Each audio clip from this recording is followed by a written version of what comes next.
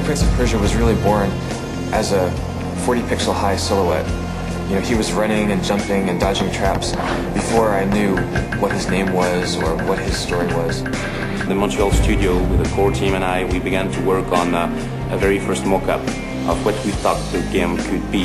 And when actually Jordan was here, and when he was watching what we had, the whole team, 7 core members and I, were watching himself watching the mock-up, and he was so flabbergasted.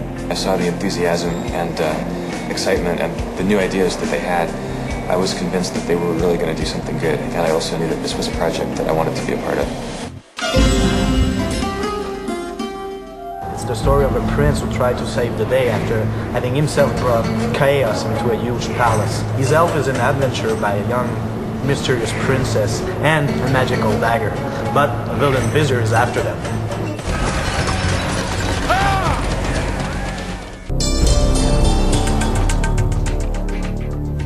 Most people remember 2 points about the original Prince of Persia games: the prince as a human character and the fight game.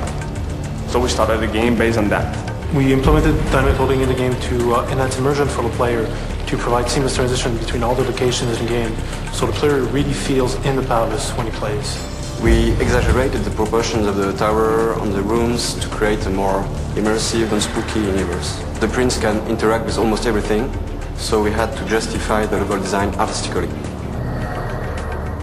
We come up with something new, very sensuous, very immersive for the player. Not too dark, not too cartoony either. Something that feels realistic but still is, I think the word is plausible. This type of level design and interactions with the environment allowed us to implement cinematography techniques with the camera. We have the free camera, fight camera, first-person view, and the alternate camera.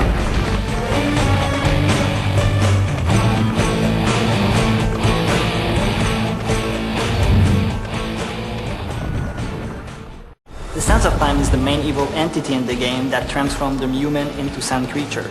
For this creature, we wanted to have an organic and evil feeling mixing whispery voices and avoid living dead type sounds. We worked with Dane Tracks, who created most of our sound effects. All the rest was done here in Montreal. The music style had to fit the Persian look without being Persian music. We selected a mix between rock and Middle Eastern rhythm and melody with the Indian flair.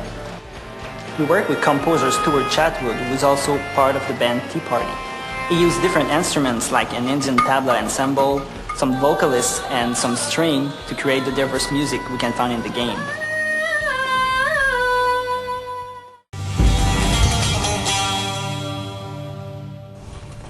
The sand, why does it glow? I can tell you. Inside the hourglass is a marvel that no living man has seen. We played a lot around with the idea of Persian ninja, acrobatic stuff. Basically, we came up with a character granted with a full range of movesets.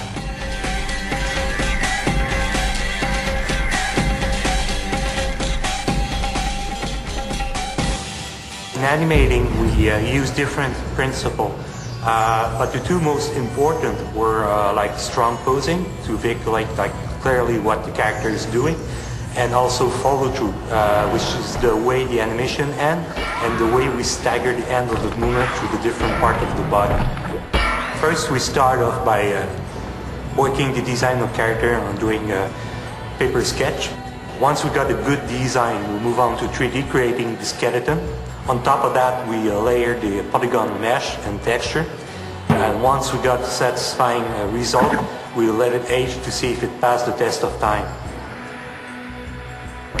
The Prince has more than 750 animations.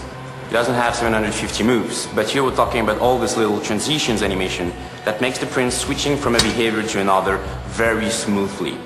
Basically, he has the biggest range of moveset in any action-adventure 3D game.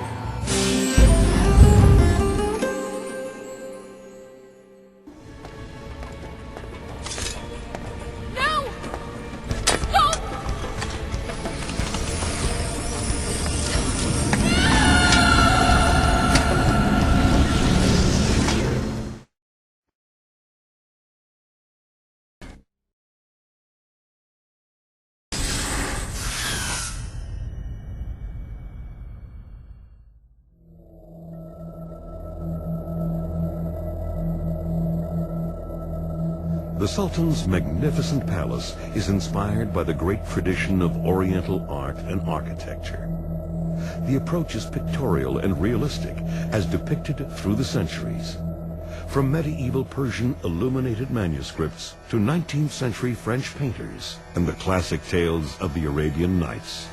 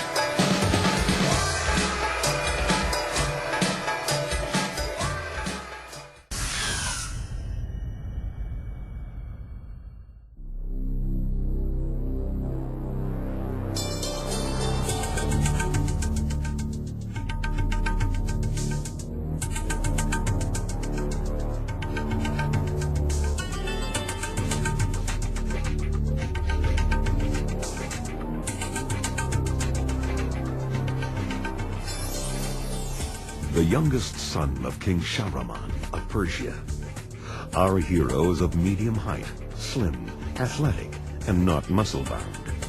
He accidentally unleashes the sands of time and must use his wits and agility to save the kingdom from the catastrophe he has created. Faced with the bloody reality of combat, he outgrows his fantasies and realizes it is all about one thing: survival.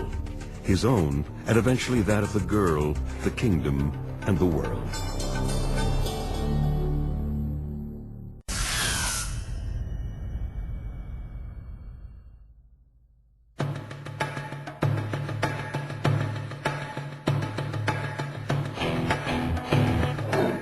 When the sands of time escape their hourglass, they swirl like a mist along the floor until they reach the nearest victim. The victim is consumed and transformed into hideous sand men and sand women. Every man and woman in this palace is transformed by this plague.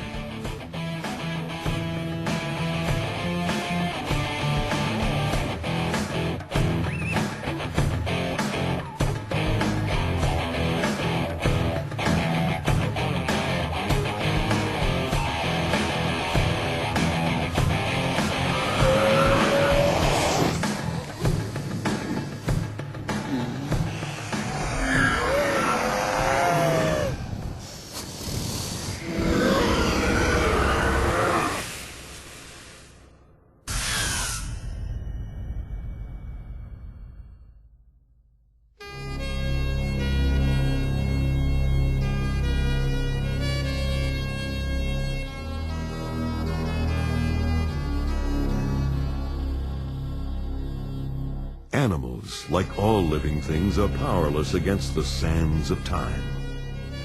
When the sands of time escape their hourglass, they rapidly spread and swirl along the floor. Birds, scarabs, lizards, and even tigers, brought from India as a gift for the Sultan, cannot escape. They are engulfed and transformed into horrible sand creatures.